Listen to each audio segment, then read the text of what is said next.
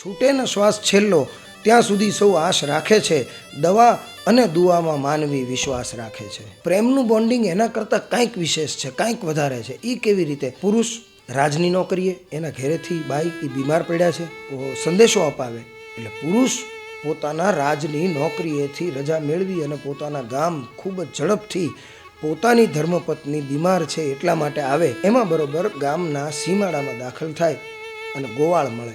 એટલે ગોવાળને પૂછે કે ભાઈ ગામમાં બધું સલામત ને? એટલે ગોવાળ એમ કહે કે ગામમાં બીજા બધાને તો સલામત છે, પણ તારા તો હાથેય વાણ ડૂબી ગયા. એટલે આને ધ્રાસકો પડે. કેમ, શું થયું? કે તારા ઘરના છે એ આજ સવારે આ દુનિયા મૂકીને વયા ગયા. આ એમ કરી અને દોટ કાઢી. એ દોટ કાઢીને ત્યારે પાછળથી ગોવાળે કીધું કે હવે તું દોડીને પૂગીશ નહીં. કેમ? કે હવે તો ટાઢીએ ઠરી ગઈ છે. દોટ કાઢી અને સીધો સ્મશાન ભૂમિમાં જાય અને જોવે રાખ પડી હતી. પ્રેમ ક્યાં સુધીનો હોય? એ પડેલી રાખની સામે જોઈ અને એ પુરુષના હૈયામાંથી ઉદ્ગાર સ્વરૂપે આ એક દુહો નીકળે. કંથ મહાણે કળકળે કે અમારે રાખ જ જોવી રહી, ત્યાં તો ભળેલી ને ભેળી થઈ અને પછી વળગી હોઠે વીઠલા.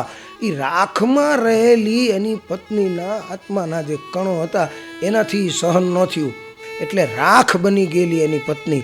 એ એક વંટોળિયો આવ્યો, એ રાખને ઉડાડી અને એ રાખ આવી અને પુરુષના હોઠ ઉપર આવી અને ચોંટી ગઈ, જાણે એને ચુંબન કરતી હોય.